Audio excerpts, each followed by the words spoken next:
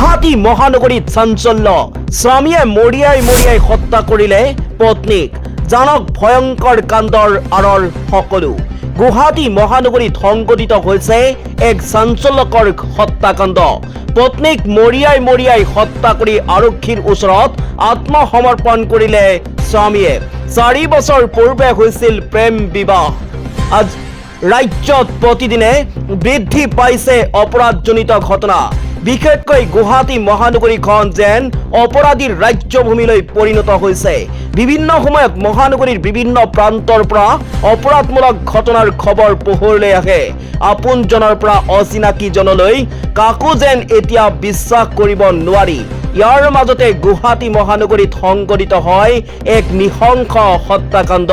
পত্নীক হত্যা কৰি পল্টন বজাৰ আৰক্ষী থানাত আত্মসমৰ্পণ কৰিছে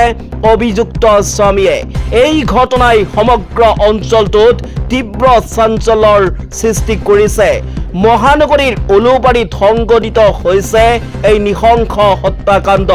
দেওবাৰে ঘাতক স্বামীয়ে লোৰ ৰথেৰে মৰিয়াই প্ৰাণ ললে পত্নীৰ পৰৱৰ্তী সময়ত পল্টন বজাৰ আৰক্ষী থানাত আত্মসমৰ্পণ কৰে